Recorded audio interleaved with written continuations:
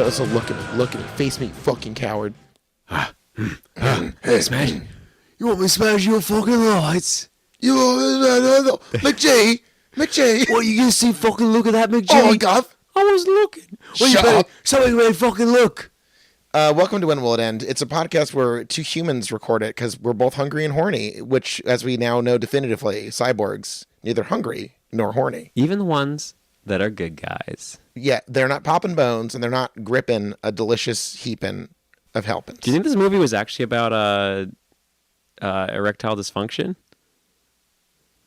Just unpack this theory for me. Okay. You really sprung this one on me. Yeah. It's sprung like a penis. Like a It's penis joke. comes out of the jockey shorts. Sam Worthington did not want to have sex with Moonblood in this. I'm going to look up her name, so I feel like it's rude that we're getting it wrong. Okay. It's, well, I mean, this is just a theory. It's a working theory. I'm working it out with you. Sure. Listen in. Yeah.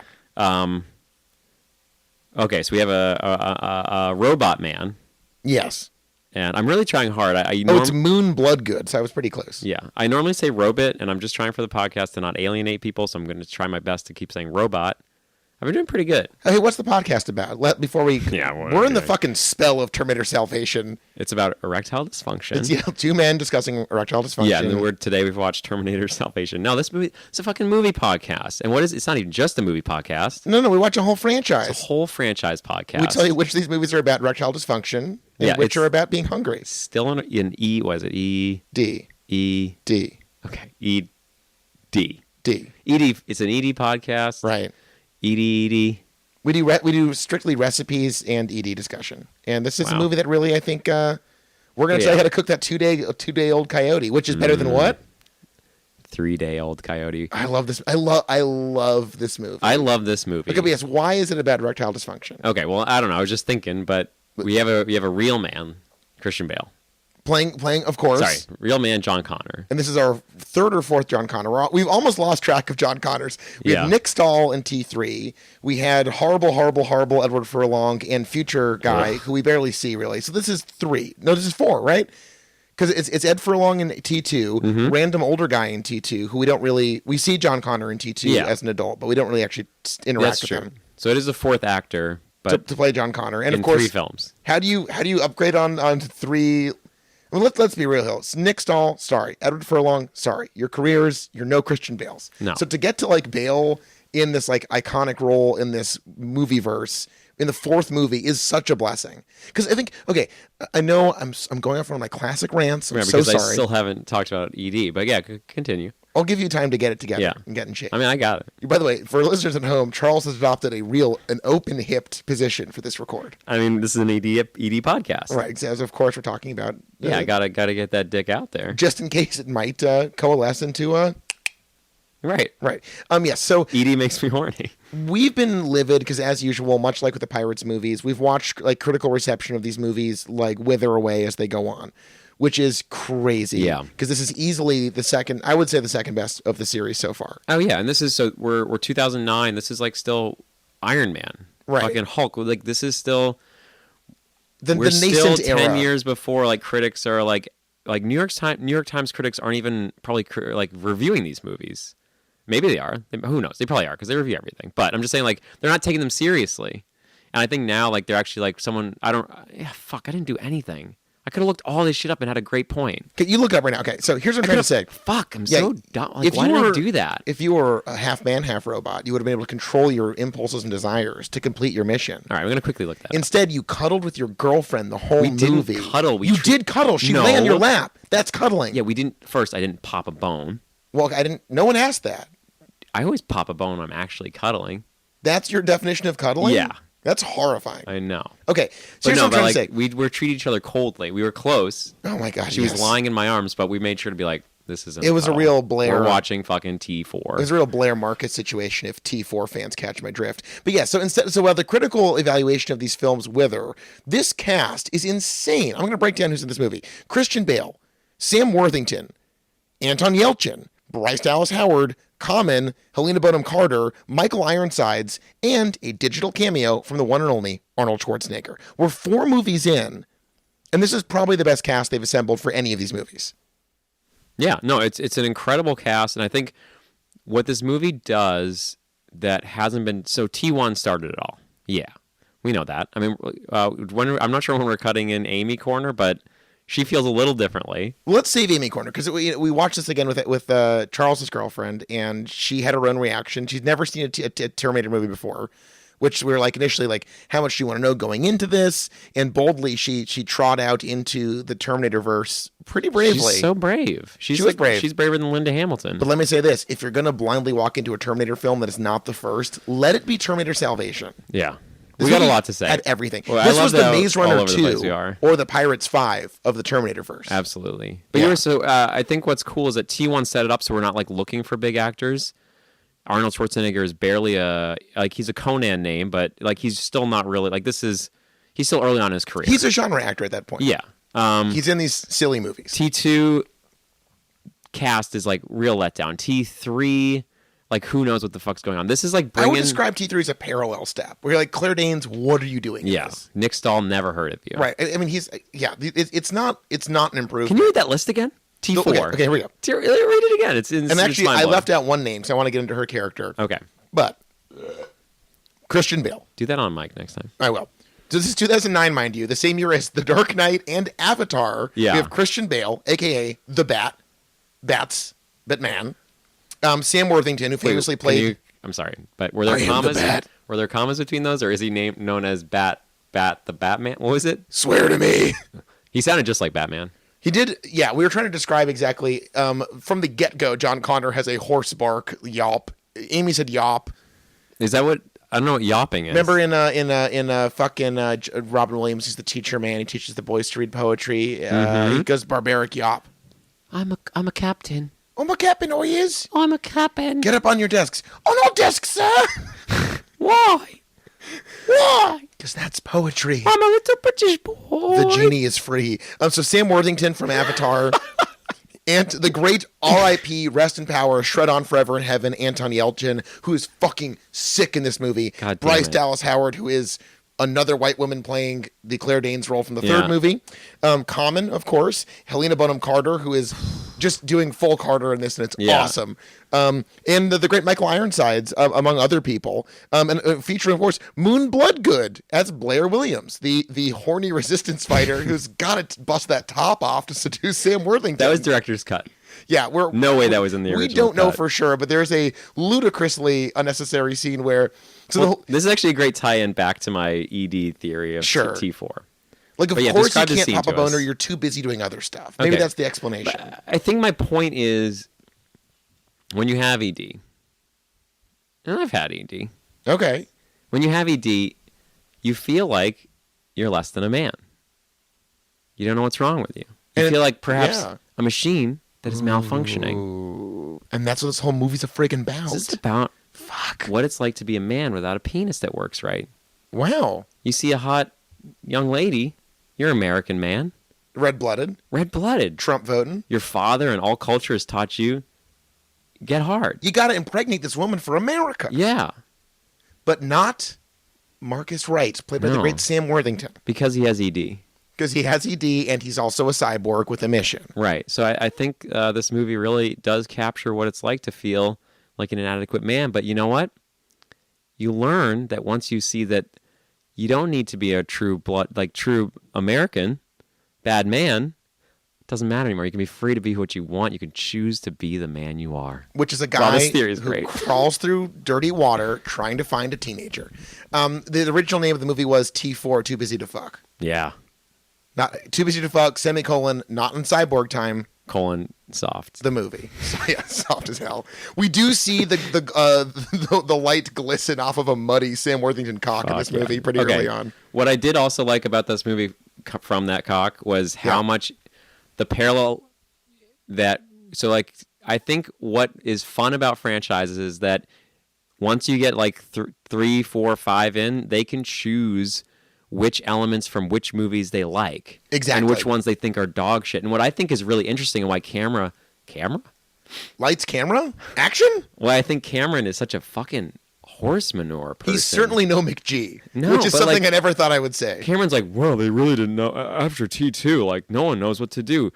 You realize that no one has ever, like, really referenced T2 and, like, T3 and T4 just sort of like, because T2 is a bad movie and there's nothing to pull from. Right. Okay, here's what I was thinking watching this, based on what you just said, which is totally on point. What's fascinating about T2 is that by the time that movie so derails and ruins the character, that by the time that he's become this sort of like 100% pop culture machination that has almost no actual personality, this movie is a recovery for the entire franchise because it's not tied to this shitty monstrosity that Cameron Frankenstein's in T2. We're freed from that character entirely, and we get to go back to that dire sense of urgency from the first film, and it's liberating. Yeah. We cast off the bonds of that. Now, are there references in this?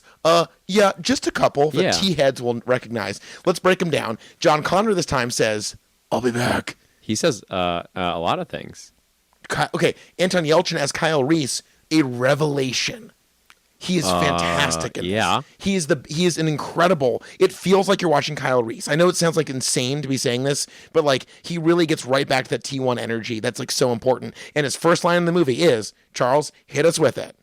But check 1 2 check. Mics are on. We're rolling. Go. Fuck, I forgot. Oh wait, no, I got it. Okay, I'm Sam Worthington. Oh no, a Terminator. Come with me if you want to live. That's nailed it. Done. Cut. Done. Press. Cut. Print. Check 1 Next. 2. Next scene. Next. He gets the classic "Come with me if you want to live," which I was like delighted by. So there's that one. There was also oh fuck, there was a reference to T2, and it did make me a little mad. Okay. It was when she gets shot in the leg, and Christian Bale says, "How's the leg?" And then she says, "I'll live." Yeah. Well, and that was a little reference to T2, and yeah, it sort of didn't work because it's a reference to T2. Right, easily the turd of this franchise. Like T3 is like a complete whatever fine movie. This is sick as fuck. Yeah. Also, visual cues from the other films. We see in this movie a Terminator skull get crushed in the beginning by a helicopter. It's so cool. We also see a human skull get crushed later on. So don't worry. Don't worry for all you skull heads. No, T heads with a skull sub fetish. Exactly. Yeah. We're working on a hierarchy of the T universe and the sub fetishes they're in. We also get the human heads. A lot of human heads. And oh my god, I want to get to the Terminator factory in a minute. Okay, we gotta calm down. I'm so excited by T4. Let's pretend we're robots. Sorry, let's pretend we're robots. Mission objective: synopsize T4. Time to power down and reboot. Time to come back. Eyeballs. Fingers. Dick.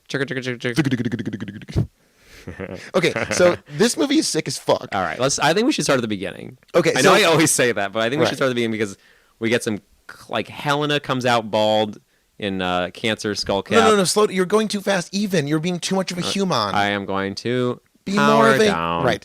You're a robot. I'm now. a robot. You haven't yet ripped out your control frequency from the back of your skull yet. Nope, still under. By the way, I called that because I'm smart. Yeah, you called that. So this movie, T4, or as they call it, Terminator Salvation, breaks with the genre convention of the first three films. Because again, we're getting Schwartzy shows up as like it's a digital cameo as young Schwarzenegger. It's so unnecessary and hilariously self-referential that it is delightful. But this movie starts for the first time without anybody warping in. Without anybody marching over to like steal clothes off of something, though that does happen eventually. Yeah. This movie starts in a little year called 2003. Wait, what? MySpace. Wow. Screamo music. Terminator 3. The war in Rise of the Iraq and Machines. Afghanistan. Yeah. George W. Bush. The good old days. Then that's really successful because this movie, we're going to talk about the end later, but ultimately this movie was super successful because it brings us to the future. And the time travel isn't like it's not actual time travel. We just jump cut to the future, and it's like, oh, I still get that connection to the past, and like it's really felt, but no one's actually jumping through time in this movie. Right. So we have to explain why, though. Are. Okay. We are an excellent point as ever from a salient observation from a brilliant co-host. Yeah. Yes, for the first time, we get rid of time travel in this movie, too. So it's, again, the first movie to break for that convention as well, which is awesome.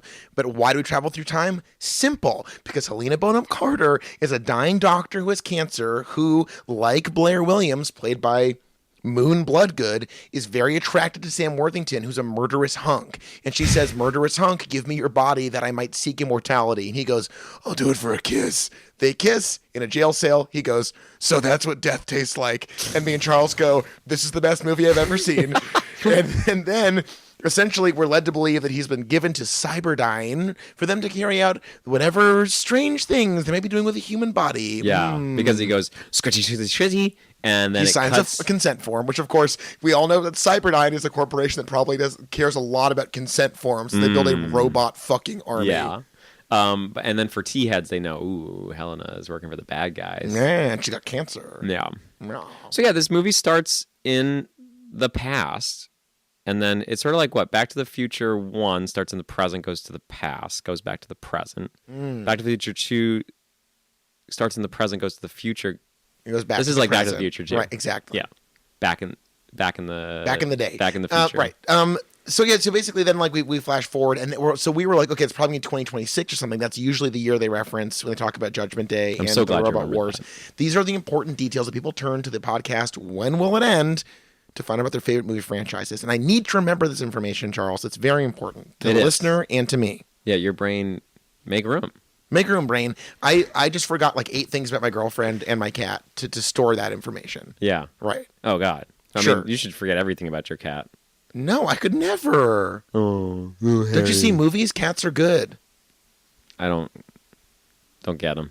You don't get cats? No. We've talked about I this. now live with one. You're like, oh, there's little pea paws on them. That's part of loving a cat. It's Is covered loving in the little piss and shit at all times. Yeah. Your dogs eat fucking actual Yeah, turds. but you know what they don't do? They don't fucking crawl all over my countertops. Some of them do.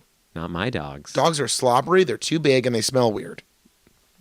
Yeah, I mean all those things. Right, thank you. But they have smaller brains that we can manipulate better. That's also true. Fair and point. then make them think that we are lovers. Not lovers. God, why did I say What the that? fuck are you telling I meant- dogs? Jesus. Everyone turn off this podcast now.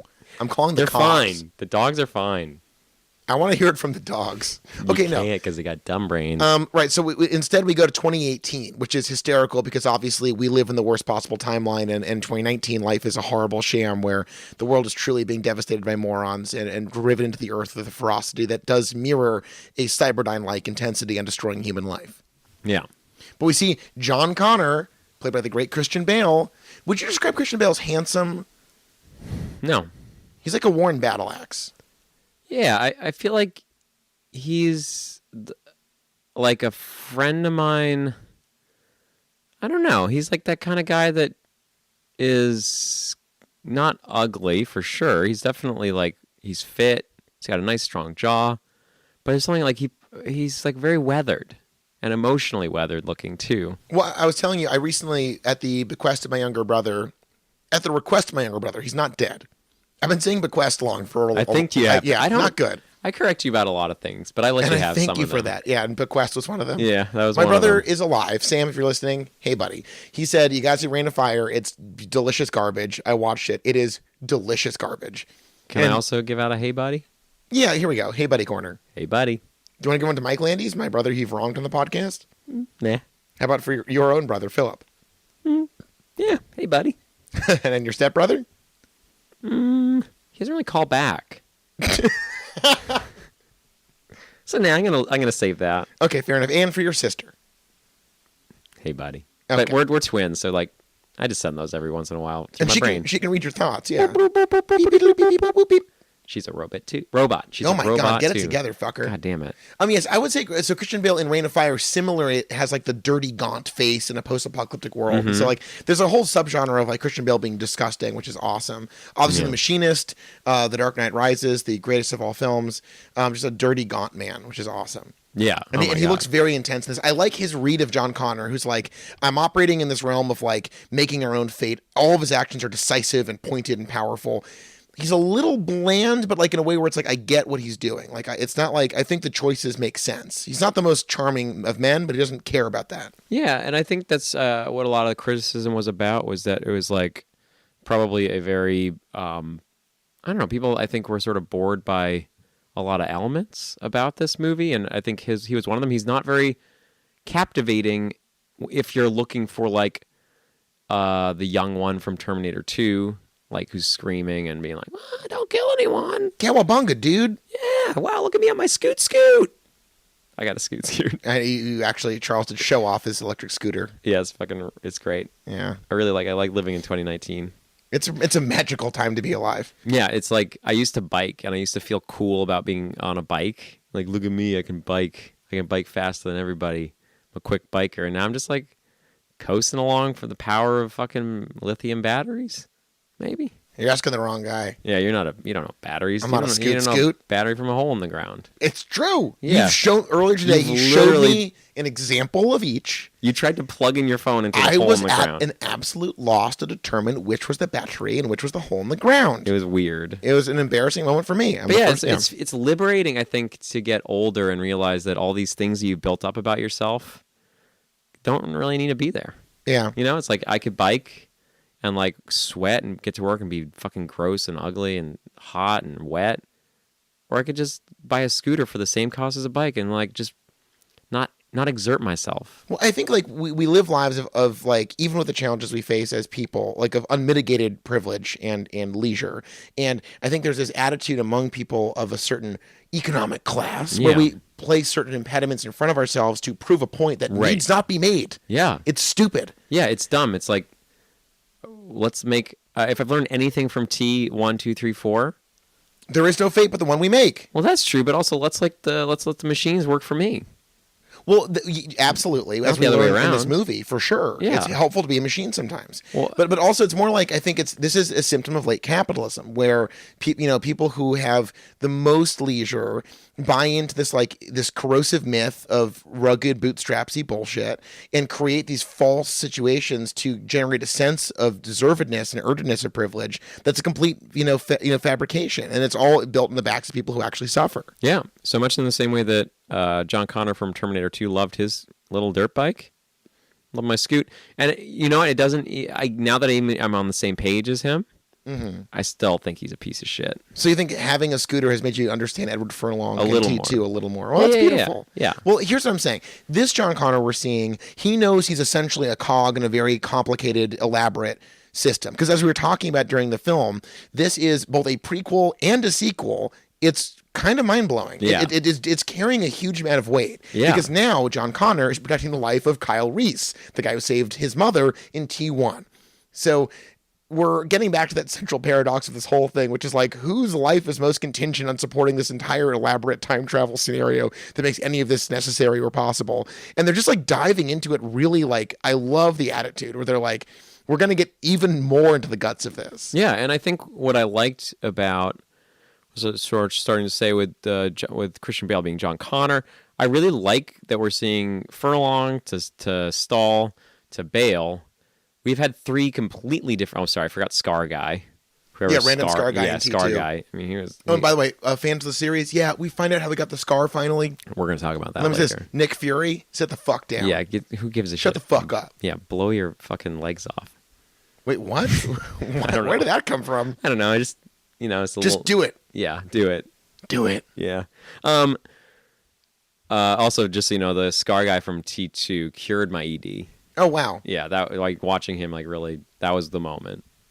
I went full bone in this movie. I think over Bale and Worthington are such hunks in this. Yeah, Worthington is such a hunk. Anyway, I just want to say watching we've had three very different versions of John Connor. We had T2, which is garbage, totally shit. Like getting a kid to be John Connor. Honestly, if anyone out there, no joke, if you think that's the best John Connor or even a blow your legs remotely off. Likable character, one, blow your legs off. That one. Two, drop us a line. What is wrong with you? Yeah. Explain what's wrong with you in an email to me. If you think that character does anything to make John Connor better. So you have Whiny Kid, which is not an interesting character, not an interesting John Connor. I guess maybe seeing him vulnerable, but he wasn't even vulnerable. It sucked. But anyway, that's version 1. Version 2, upgrade. We get fucking pathetic, sad, complicated John Connor, which is actually very interesting. Like a guy that's based his whole identity on being a superhero, but then living in a world where no one recognizes that. And he's like, wow, do I let the world die so I can become myself? Or do I let myself die and let the world survive?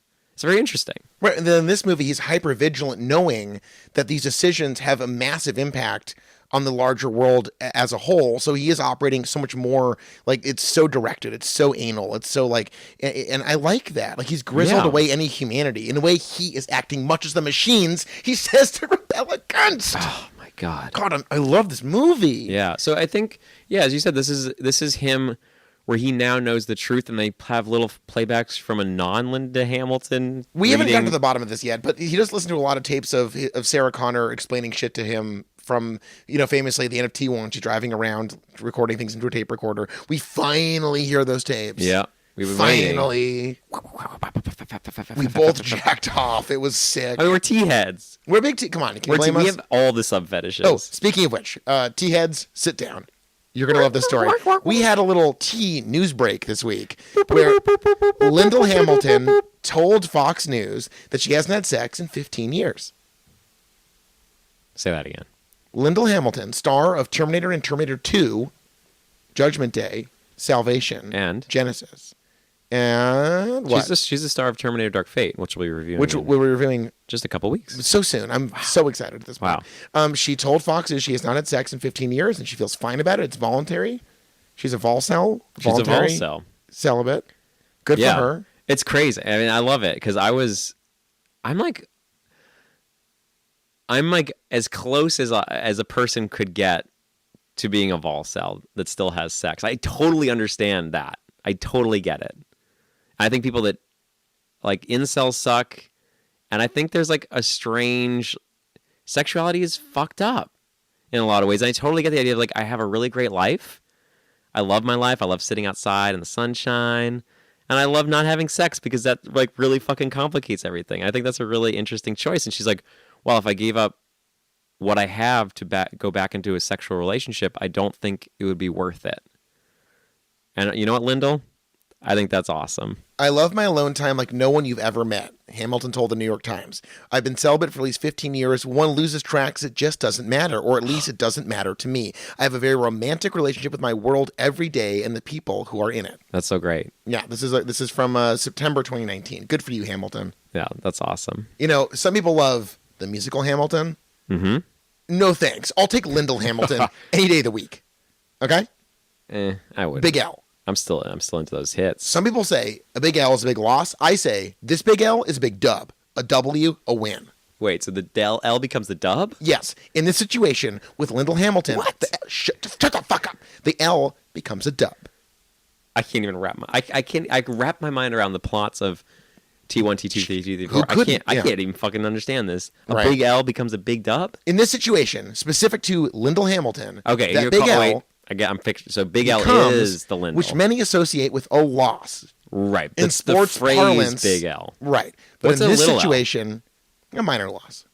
What's that like? Like a pet dice. So, what's the sport? Wait, I thought it was sports. But the big dub in this situation is a big win. Wait, you'd say a pet dying is a little L? Oh, it's an animal. Who cares? Wow. I mean, I care.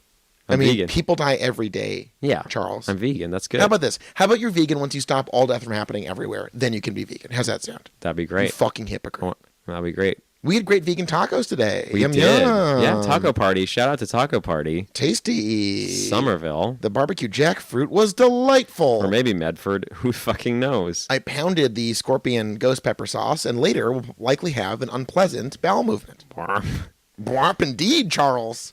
Okay, so we've been beating around the bush here. We need to get into the Sam Worthington of it all. Okay. Sam fucking Worthington. Everyone talks about him in the Avatar. Obviously, that will forever be the movie he is the most shackled to. We'll probably never, given that these movies are not going to be coming out until like 2030 or whatever. I think he's literally shackled to them. Like, right. I think he has not been let out of James Cameron's basement. Since Avatar. Yeah, he's like, I'm saving you for the next one. Have some wine. That's terrifying. Yeah. No, I think he's like, yeah, I'm starting to call back from James once he comes back up from the fucking bottom of the goddamn ocean. Yeah. Okay, no, Sam Worthington plays Miles Wright in this. Marcus Wright, who's initially a horny inmate who wants to kiss cancer Helena Bonham Carter, but then is reborn as a non-horny cyborg, I don't think he was horny in the first scene. He trades his body for a kiss. Right, it's not about horniness. It's like he sees that she's dying and he's like, that's what death tastes like. I want to taste that. I want to fucking embrace that shit. I got a real Logan vibe from him this whole movie. He got a real, like, I really went there. I went to that place in my heart. Yeah, I think so. Yeah. But okay, so basically he plays like when he killed his brother and some police officers, whatever. He's a murderer. This movie starts out with him kissing a cancer patient scientist, signing his body away to science, and then being lethal injected. Yeah. It's crazy. It's really such good. a good opening. So when we flash forward into the future, John Connor's carrying out a raid on a Skynet base. He's looking around a basement, and this is so well done. And again, a change in pace from directorial styles for this movie. Yeah. A really kinetic camera, a lot of long shots, a lot of really active good. lens, really good stuff. But Connor's like scanning the basement. They find some human prisoners, but the light flashes over a hunk on a table.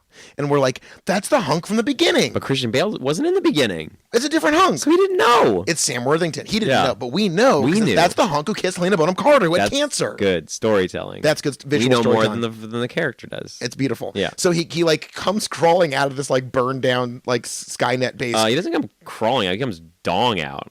No, Fucking he comes out covered in mud, screaming, dong out. yeah, fucking awesome. And our biggest complaint with the movie, I would say that this was vocalized during the screening, is that we see not a lot of full hunk Worthington. Yeah, They cover up that bod. It's a letdown.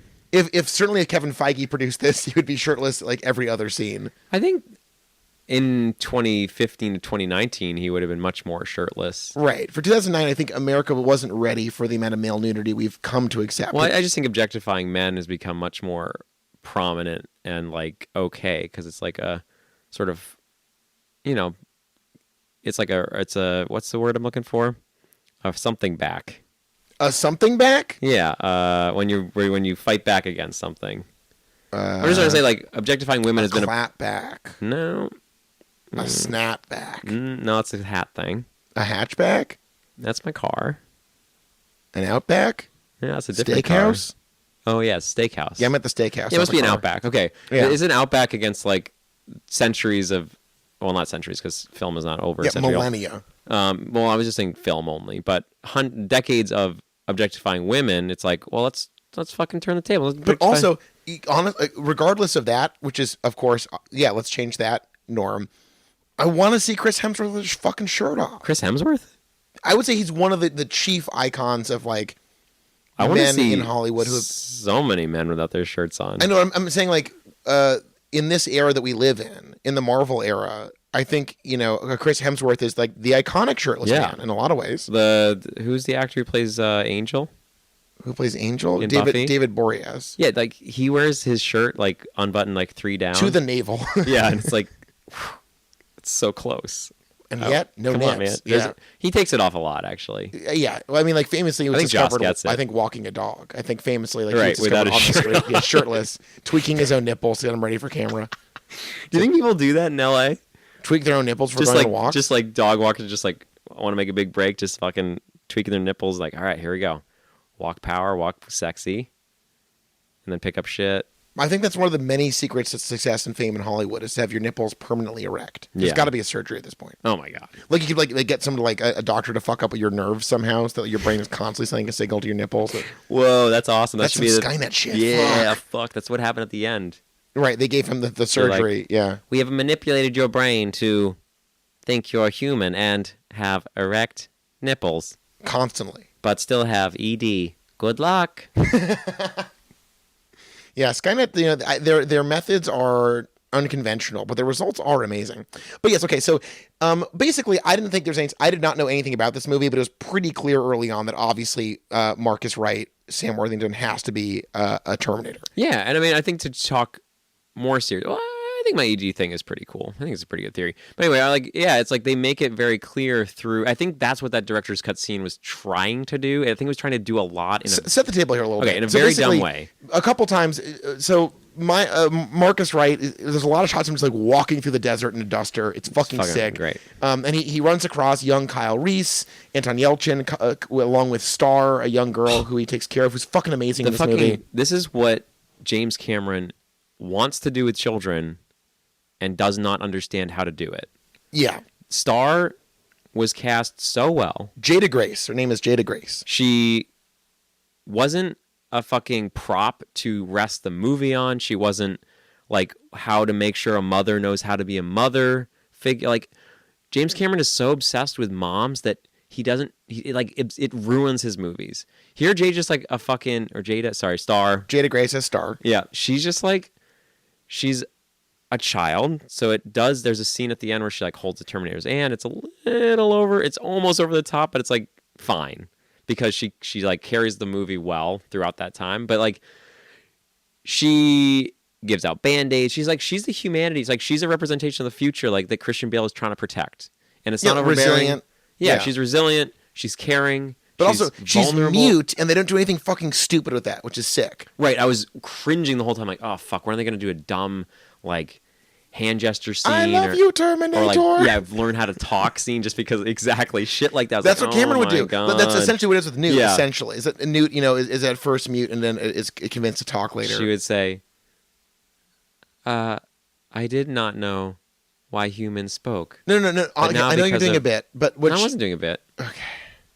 Just go. No, what Cameron would have to do, she'd be like, they killed my whole family, but now you're my family, or some horrible shit. Oh no, like I was that. saying like and she'd be like shivering like Dreyfus style, yeah. Yeah. Okay, I want to point this out. Sweat pouring down her little face. To talk about, and again, defending the work of McGee feels weird, but he did a good job with this. He did fucking Charlie's Angels, The Babysitter, and this. We Are Marshall. I didn't see that one. No, it's not that. No, I think everyone who, like, every red-blooded American saw We Are Marshall and fucking shed every tear in their body.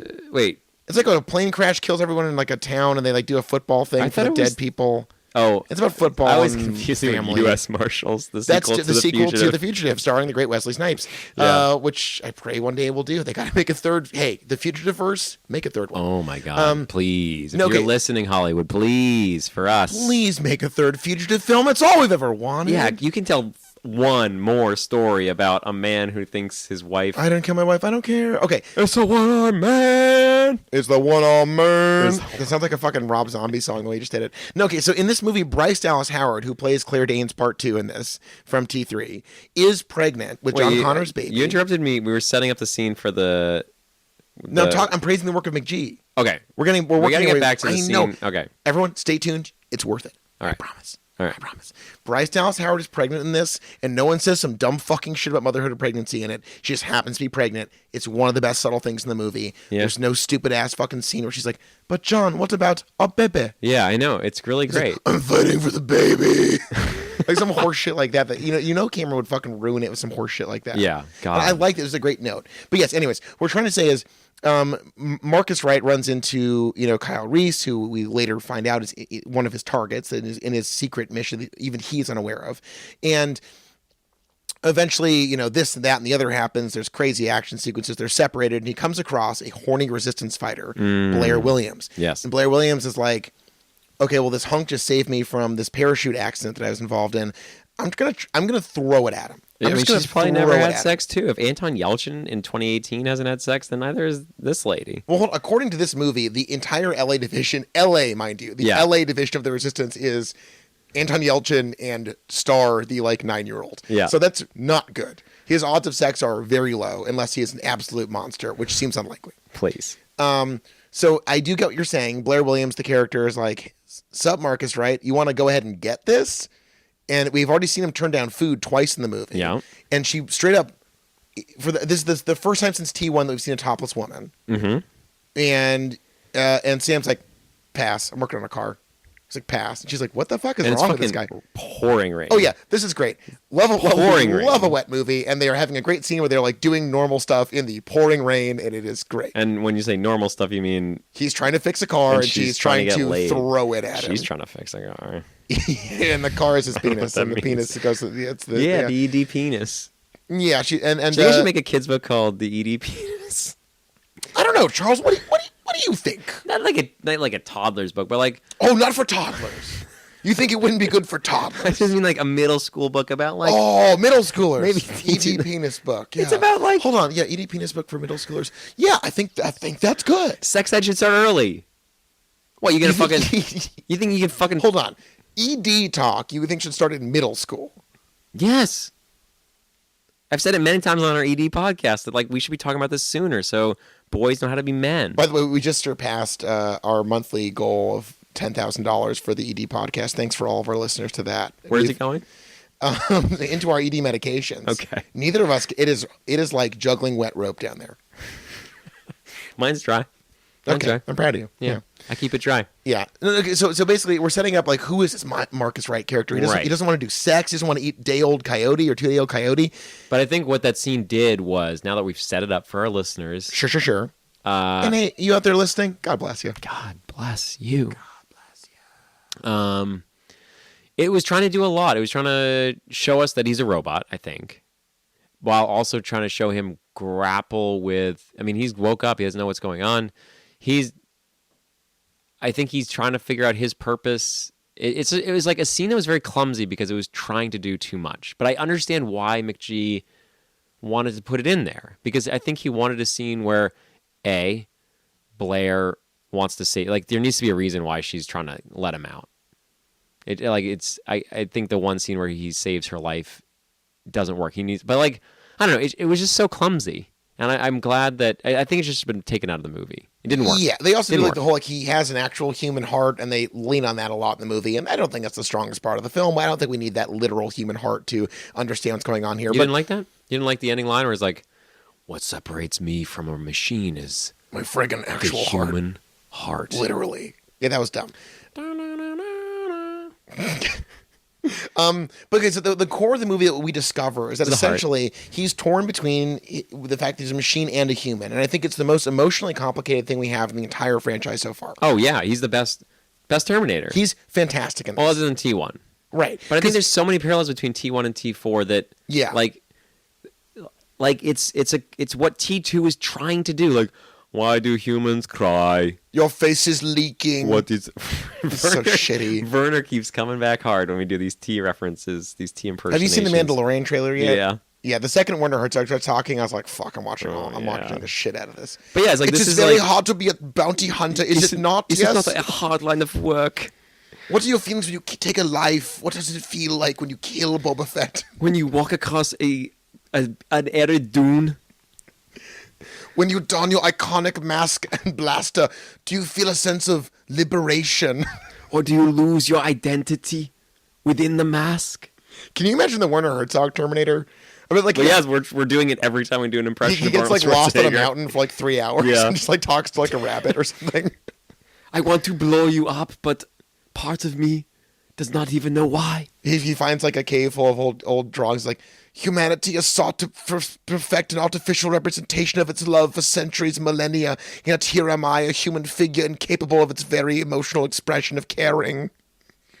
Anyway, what T2 was trying to do, like, James Cameron's like, yeah, let's make a robot that like wants to be human and doesn't. Why do we cry? It's trying to learn. Oh my god! Right. And here's like a robot that's a human. It's so great that he starts as a human and has to learn that he's a robot. Well, he's like a marionette in this sick game where Skynet is using him against his own will or understanding as its lure for this elaborate four-dimensional chess game to snare Connor and Reese in the same snare. Snare. Snaring. Wait, that's Symbol. Dunk, dunk. No, that's Tom. Dunk, dunk, dunk. Yeah, there we go. And I love that. Like, he's like an unwilling participant in this game that he doesn't even understand the rules of. But that's what that scene, I think, and other scenes were trying to do, is like really talk about it like humanize the robot to the point where we get all of us are struggling to figure out what it means to be human. That's the human condition, right? It's ironic, isn't it? It's the condition. We're thrust into it. We don't know what's going on. We're all like this robot. We're all like this robot, and we're like, why am I alive? Why do I care about some things, not other things? Who am I? What is my purpose? What is my purpose? I don't fucking know.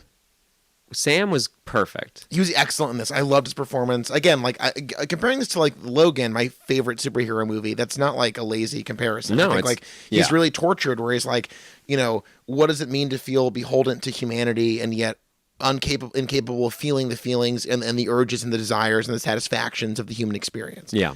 And like, again, to get to this in the fourth movie is so weird because the whole thing was derailed by T2, which turns him into a fucking cartoon where we don't believe any of his things. In 3, he's just sort of like fun and lovable, but they burnt that to the ground. Yeah.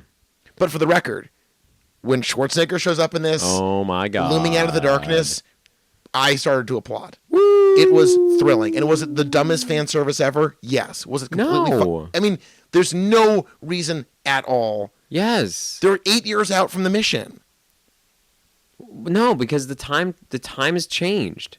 I guess, yeah, that's interesting. No, that's the thing is they threw it all away. It doesn't matter anymore. They've just because it's so they're like what 9 years late to the exploding of the world, but they could be 10 years early to making a T-800. It's like Yeah. they I see they it. can do whatever they want. And I think by paralleling so exactly without having time travel, this movie works because it is the first movie to abandon the two guys traveling time, one trying Hold to protect. on. One's a woman.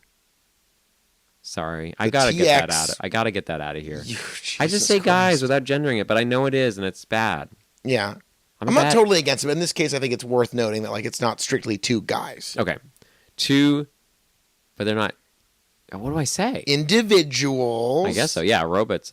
Entities. Two things. Things. Sure. No, that's not. That's People aren't things. Yeah, thank you. Charles. This is the first one to abandon the things. Time traveling. Just fight. Why overthink this? But I guess it's also just like we've had every single story up to this. Like one entity is sent back in time to save, and one's been sent back to to destroy. Right. And we're like, we've had 3 of those now. It's like, yes, this is like Star Wars. I'm sorry. Can I? Hold on. I'm sorry. Are Can I you just say referencing George Lucas's I'm sorry. legendary, iconic franchise Star Wars? I'm sorry. But I think it's like Return of the Jedi and A New Hope. They're the fucking same movie. It's like this is the first. This is like That's Jurassic Park. Sorry, that's Jurassic Park. I did it wrong. Fuck. Yeah, that's Jurassic Park. I went to Williams in my head. Yep. Hey, this movie, Danny Elfman killed it. Great work. We got a lot to talk about still, I think. So I just want to keep moving, but like, No, we're done. oh, we're done. No, All I'm right. kidding. Go ahead. Peace out, boys and girls And we're back. and robots. Okay. Hi. This felt so fresh. This was I was like I nudged you. I was like, this is the first time watching a Terminator movie other than T1, but like I saw that when I was a kid. Like this is the first one where I was like, I don't know what's gonna happen, who's gonna die. The stakes are real. The stakes are high. And they changed the game. It's a fucking success. This movie is a big dub. Absolutely. A huge dub. This is like a Volcel big dub. We've also we've been talking about this goddamn war for so long, and we finally get to get into the heart of it and see what it's like and go there on the ground and have the battle sequence, have the infiltrations, have all the things we've only like alluded to in cutscenes in the first 3 films. And it's so satisfying. Yeah. I'd love to talk about the battle sequences. Sure. This- Can I briefly mention? Yeah, go. The leader of the resistance is Michael Ironside, and his base is a submarine. Fuck yeah. 10 out of 10 stars. Continue, Charles. 1, 2, 3, 4, 5, 6, 10, 7, 8, 9, 10, 10. 10. You get them all. Yes. Michael, We collect them. we'll send them to you. The scanner himself. Okay, continue. He was in the scanners? That's his whole thing. I like that movie. Hey, go boom. Yeah, gross. Yuck. This movie, not only was it, I think, plot-wise and feeling-wise, it was good, the action sequences were awesome. Yeah. In none of the other movies do we have a camera that moves when cameras move in this Yeah. movie. So the visceral feeling of like this is John Connor's reality. We've like alluded to like he's gonna be this like this Titanic figure in this battle. What's it gonna be like? And we really get that sense of like he is this like wild motherfucker who's like crawling in and out of smashed vehicles, Yeah. going into the trenches, diving into water. He gets fucking electrobats and shit. What the hydrobots? Yeah. So sick. That was great. Okay, good thing about this movie. They dangle a MacGuffin in front of us in this movie. What was that? Something we've complained about in films is a tendency for directors to program a kill switch into robot enemies. Yeah. It's very lazy, where they're like, with this one thing, you flip the switch and they all explode. Happens in Star Trek, which we were so mad about. Yeah, well, they play fucking sabotage shit. Yeah. That scene sucks. Ugh. Fuck you, bro. But in this movie, they're like, we found a control frequency in the Skynet program with the robots. Or if we play this one frequency, it knocks out the robots. They're like, okay, I can sense where this is going. They're going to like, we found a way to magnify the blast. And now they're all going to go to... We like Yeah. sort of get like they dangle that in front of us. We're like, okay, this sounds like a very conventional ending to this thing. Right. And instead, they yank that away and give us something way cooler, which is a T3 reference that ends the whole movie, which was delightful. I love that the exploding reactor cores of the Terminators. Oh, yeah, yeah. So they dangle this like new sort of like, okay, like I think we've seen this in many forms in many films. Where like the frequency is going to kill them all in A Quiet Place and Guardians of the Galaxy 2. There's like a lot. Is it 1 or 2? There's like this happens frequently in movies, especially in the last decade, and it's a little bit played out. Yeah. And in this movie, we're like, oh, okay, they're going to do that again, whatever. No, they're like, take us to the motherfucking Terminator factory. And people talk about why our franchise is good because given enough time, we finally get to explore parts of this world. We've always been like, well, there must be a fucking Terminator factory. And T4 says, okay, you like climactic showdowns in industrial spaces? Guess what? This industrial space is the place where they make Terminators. Yeah. How cool is that? It was cool. It hasn't been done since, Star Wars Episode 2? Yeah, where we actually... Oh my god! Robots building robots? I'm sorry, is Ewan McGregor in the fucking room with me right now? Wait, that was C-3PO. Doesn't C-3PO do that? I'm Is- sorry, does he? let's move on. Yeah, Star sorry. Wars. Sorry, Star Wars. Anthony, whatever. Yeah, whoever the fuck you are, you're in a little golden suit. Stupid I think he just wears asshole. gold all the time now. It's like, oh, yes, you noticed. It's me, 3PO. Yeah, Oh, yeah. I'm wearing a golden suit. I speak dialect. No, so it's so sick. Like they're in the Skynet like home base, and at this point, Marcus is like, "No, I've led John Connor and Kyle Reese into the grip of Helena Bonham Carter, who's the face of Skynet now, which is fucking awesome." And they get into this big old fight, and oh no, Arnold Schwarzenegger is here, and the CG face masking of young Arnold is incredible. It's incredible. I don't know. I didn't know that we could do that in 2009. Yeah, it's really remarkable. It looks great. That being said, we did just get through the Pirates verse, which has, again, the Davy Jones effects in that are so striking, and that predates this even. Like, this is different. This is like recreating a very well-known person. And playing like his most iconic role. And trying to recreate not just like a squid face, which we're like, all right, that's going to look a little CGI. I'll give it the benefit of the doubt. This is like, we're making Arnold Schwarzenegger from 1980, whatever, 4, 3, I forget. When did T1 come out? 84? I think 82 maybe? 82, whatever. Who gives a shit? Anyway, they're like recreating a person that we know, and like it looks just like him. They did such a great job, and it like really works. It's the same thing with time travel in the movie. It's a time travel outside of the movie. This movie connects so closely with T1. T2 sucks. We already know that. T3 works, but it's like a recovery. Its tone and pacing are like so like almost jokey and foolish. This is like you could just get rid of both of those movies, go T1, T4, and it would be fucking perfect. Every character, it's an overlap. We get the recordings. Everything is so well mirrored from T1.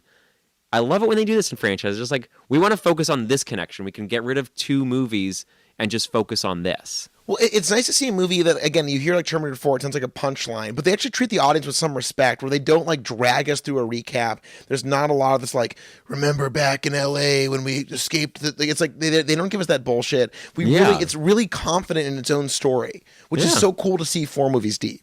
Yeah, and to bring it back to Christian Bale and like how I think he's a success. Well, like I never really finished what I was saying. Like, he's sort of boring. I can see why audiences and critics from that era will be like, I want a more captivating character. This is a person that believes in himself when the rest of the world, that like all the power structures in the world are like, no, we got this, John. You like, why would we trust you? You're nothing. You're not a military person.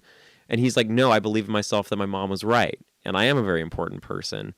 And like, he doesn't go out of his way to show that. Christian Bale is quiet. He's stoic. He's like, he has this thing that he wants to do, but he can't get it done. But also, more to the point, this movie is not about John Connor. John Connor is waiting to do the right thing at the right time. It's not about, there's not a big arc here. The arc is about Marcus, who realizes, I am both a human and a machine, and my job is to somehow bridge that gap in that relationship and use the best of both of those things to have this full arc from a shitty murderer, death row guy into someone who actually saves the world. Right. Which he does. Brings us back to ED. Right. In the beginning, he can't get it up. He's in the cross form, but he's dying because he is a bad person. Yeah. And he gives his body away to evil. Right. So that's when you hold on, I got to rethink this. There's a great part in this movie where Marcus straight up Google stuff. Where he gets back to Skynet, just like, what the fuck happened? Yeah, what's going on? I gotta Google Okay. some stuff, and he blacks out because let's be honest, the internet is a fucking Oh headache. my god, if you get it all at once. Okay, so But no, like I'm just saying, like Oh, God. they obviously mirrored the execution scene to his Imprisonment, yeah. sacrifice scene, oh sure, yeah, and like seeing the things drop and the blood. Like they definitely were like, he's killed himself twice now. he gives his cyborg heart to. No, One- his human heart. It's complicated No, it's a human heart and a cyborg. Yeah, he's actually a cyborg. with a human heart. It's. I Yeah. think this is the sweatiest part of the movie. But I yes, he disagree. gives his I heart disagree. I to think it John works Connor, really well. who at one point is impaled and kind of gets up and sort of shakes it off a little bit, which is Yeah. hysterical. I. Good. He eats some But no, spinach, I he think goes, like yeah. his character, he is the arc of this movie. I think that's why McG like really tried to have those scenes where he's like trying to engage with humans. But anyway, he like his sacrifice at the end was not about himself or the future. It was like he finally understands what he is and what he can do, and like he's like, this is my second chance to give you a second chance. And he embraces himself as part of this long, ongoing, like mechanical process of getting through this complicated plot. And I love that a lot of this movie just embracing the fact that they set up this very complicated thing that they're constantly trying to refine into like compelling human stories. Yeah. Okay, so we're getting towards the end of the episode here, Charles. Yeah. I want to ask you, at this point, are you asking when will it end? Yeah, I think this is a perfect way to end this franchise. I really do. I think it subtracts everything that's been wrong with the franchise so far. It completely basically eliminates 2. It doesn't matter. It doesn't talk about 3. It's just like it's a 1 to 4. Honestly, it's like it could just, this is the end. This is like we're back to the point. This is what I was going to say earlier was that I'm glad we got here. To me, this movie, what do you think of this? If this movie had ended with Kyle Reese going back in time, do you think that would have been too on the nose, or like that would that have been a perfect way to just like fully connect 1 to 4? I could see a scene where, like, after Worthington dies, John Connor was like, Kyle, I got to talk to you. There's a mission I got to get you ready for. And Kyle's like, well, what mission could that be, Cap? Wow. And it's like, Cap. come with me if you want to live. Remember anyways, never Just mind. say that to her. It'll make sense later. No, I could see that But no, theoretically. so what about this? We get rid of, no, I think because we agree that the Terminator's human robot arc is that's the heart of this movie. No pun intended. Like that's what this movie's about. So I think maybe I just wanted that connection to be a little bit, but like I could imagine while they're escaping the plant, they like see that they're sending Arnie back, a different Arnie back to the future, I like that. back to the past, and like rather than Anton Yelchin just getting out of there, they're like go through the machine. Okay. And then we have the scene at the end where we could have like a Kyle going like, I'm not ready. And John goes, trust me, you are. you've earned this. Like You've earned they have the you've earned this scene. when he gets his I've killed a Terminator shirt. But like that could have been like a really cool moment where they just like really bookended, like weirdly, the scene from the pencil wormhole scene. Oh, in Event Horizon? Yes. Yeah, this is like the Event What's Horizon the fastest scene way from point A to point B? with a pencil. Yeah, great movie. Go see it. That's That's the that better could have movie than been anything we've watched so far. the fucking fourth dimensional bookends that could have like really parabola affected this just like weird connection between 1 and 4. Yeah. And I but like even without that, it still works. But like to me, I was like, oh god, when are we going to see Anton Yelchin go back in time? I was like really rooting for that. Well, and also we absolutely are huge Yelchin heads, and I loved. He was so good in this. Let me answer my own question because you did not throw it back to me. Well, I was going to. Okay, go ahead. Yeah, throw it. So I think it's ended. I think this would be a lovely place to end it. But what are you thinking? Great question. Was that good? It was pretty good. Yeah. Can we do it again? Yeah, one more time. Okay. Do it like John Connor. Check 1, 2, 3. Don't blow out the mics, but do it like John Connor. What, you want to smash my fucking lights?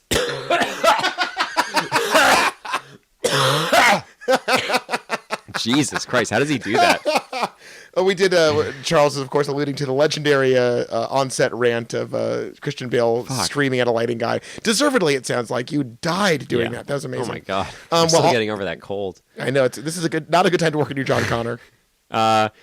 Yeah, what do you think? Here's what I think. I think you nailed a really important point here, which is that T2 is this like really ham-fisted effort to get to the heart of this conundrum that this movie like gets into. This idea of like, what if a machine had human feelings? And in this case, it's like, what if a human is unknowingly a machine and is torn between his machine-like duties and his human urge to like be a part of something? And it's very well delivered. So I'm with you. In a way, one of the biggest questions raised by T2 is successfully answered in this film in a way that T2 doesn't come fucking close to. And T3 did a good job with it too, I think.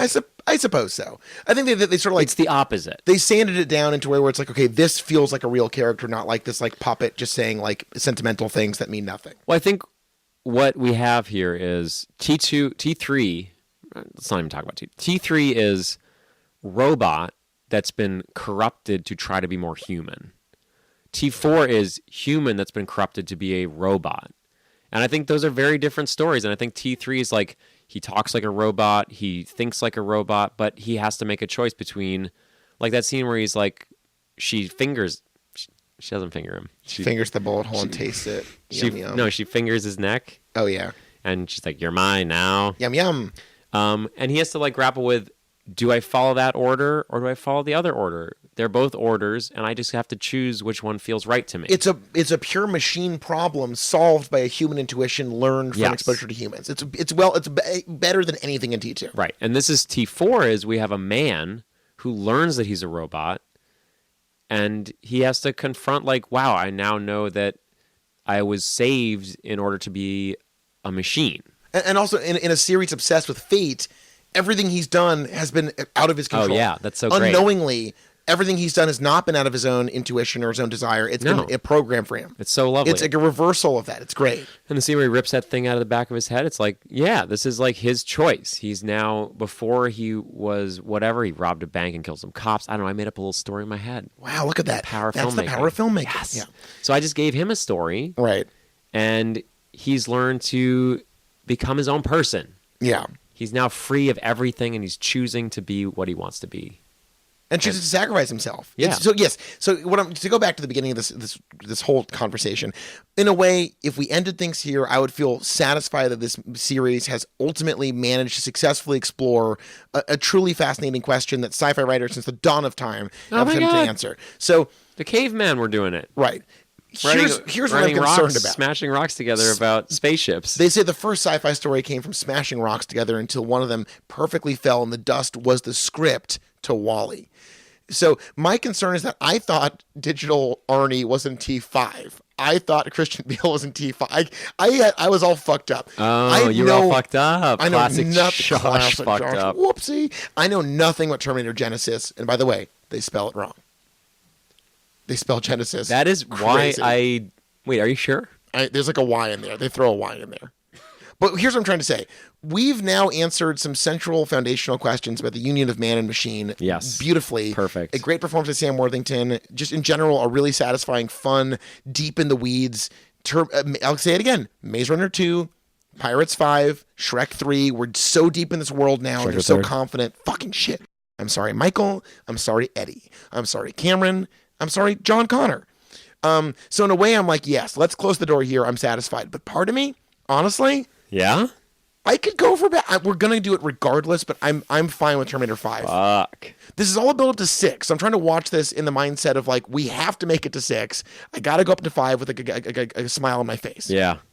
Yeah, I mean I know they exist. Well, one of them doesn't exist yet, but I know that they will exist, and one of them does, and it's like we're gonna have to watch it. But this is the franchise moment where it's like I'm now scared that everything that's coming after this is going to be unimportant, repetitive. Like, we've done it. Yeah, they course corrected from T2, which is again such a deviation from everything that works about this series. So you know what? They're Can I say finally, something? yeah, sure. James Cameron, blow your fucking legs off. Can I tag on to that? Yeah. T2, more like T-turd. Thank you. You're welcome. Is that what the T stands for? Turd two? Turd. Turd two. 2. That's what Turd the 2 2. stands for. Judgment Day. So wait. Honestly, more like Turdment Day. Yeah. If I'm being honest here. Terminator 2 Terminator Turdment Day. Yeah, that's what it should have been called. Hey, Mad Magazine, call me. Yeah. Hey, James, Yeah. blow your legs off. Blow your legs off. Yeah. Okay, so any final thoughts on Terminator Salvation? It sucks that no one liked it. It sucks that no one liked it. This is a great movie. It is better than Saving Private Ryan in its action scene. I know it like probably took some of that. Like that was a very huge step forward in creating action You kept sequences. some real gas in the tank here with these takes. This is great. Well, it's just like yes, obviously that was like a huge war, like close up, bullets flying. But like I felt so a part of the action sequences, unlike in T2 and in fucking Pirates 4. It's like those are boring ways to show action. This is like cameras in, fucking I'm in this. The blow ups look great. This is very fun. It's like this is a perfect action movie that has heart. It has great set pieces. We didn't talk about the car chases. Like this saved car chases that Terminator 2 fucking threw away. Like those are some of the most boring car chases I've ever seen in a movie. And unfettered from the realism of even T3, the post-apocalyptic scenes. Like again, there's like a wrecking ball versus robot motorcycle chase scene. It's fucking sick. Like what? If you're a fan of these movies and a fan of this environment, there is nothing to dislike about the 90% of this movie. And you know what? You could quibble about some of the smaller details, but like, come on. I learned what a hunter killer was. We finally like. I thought there were other machines. No, they allude to it. It's the flying big gunboat thing. Yeah, I think if I were to say one thing that I wish it had done better, I do wish the women characters had more to do. I think McG. I mean, it's a fucking man's movie from 2009. I don't know what we're gonna get, but I wish that all we have is Blair and Kate. Blair is basically just a way for our main Terminator to like figure out his feelings, and Kate's basically doesn't do anything, and she's like number 2 in the Resistance at the end of like we learn that she's the second in command. So I think McG has a little bit to learn about writing female characters that are actually fun, powerful, smart, cool. But other than that, like that was like the one letdown. I think he didn't write it, but yes, your point stands. Okay, but like yes, that whole team of men should have like been like, whoa, how do we like women should not just be a tool for the men to like work off of. I really felt like that's all they were for. So that's a pretty big complaint. I do agree. I think as a movie in the Terminator universe, or the Terminatorverse, as I lovingly call it, it succeeded where everything else before it has really clumsily tried and failed. So I think it's definitely one of the best action movies of 2009, and I don't know. I'd watch it again. I would watch it That's again. The thing is, I would watch this movie again. And with all due respect to T3, a movie that I think is a competent relative return to form after 2, I don't ever need to see that again. Right. It's fine. Yeah. This is great. I love it. Yeah. And I'll leave you on this note. If you out there listening have either erectile dysfunction or a man trapped in a cyborg's body, attempting to recapture your humanity with ED, or maybe you're the leader of a resistance who has a hard time communicating your heart song to people because you're so just crippled and shaped by a form of PTSD so pervasive that involves traveling back in time to further traumatize your ancestors to lead to your current trauma. Drop us a line, hit us up with an email. You can tell us more about these movies than we can possibly imagine from our privileged position in the world. And you're the real hero. So I want to say, I salute you, cyborgs. I salute you, people with ED. I salute you, resistance leaders. And I say, see you in Terminator Genesis. That's what you say?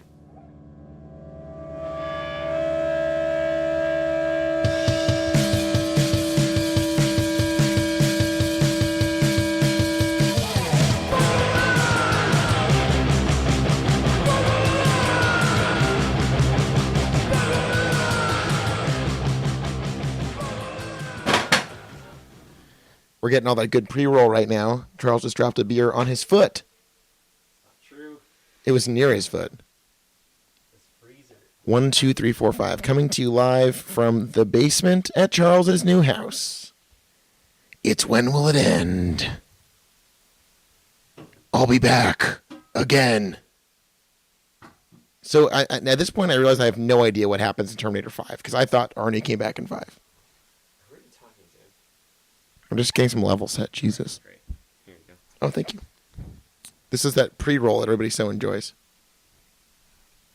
Double seesaw. Oh, that sounds great. I am allergic to pineapple, but I think it'll be okay in beer form. Okay. It's actual pineapple that I added to it, but at this point it's by very low doses. Okay. Well, if my fucking mouth breaks out in sores, I know who to blame. All right. Well, the full transcript. Someone has the full transcript. Yeah. Bloody hell, mate. McGee, you got something to say to this prick? Director Joseph McGee McGinty Nickel. I didn't see it happen. This is so good. All right, you ready, baby? All right, baby, let's do it. Getting that crack in that brewsker? You know it's a podcast recorded when two white guys are drinking craft beer in a basement.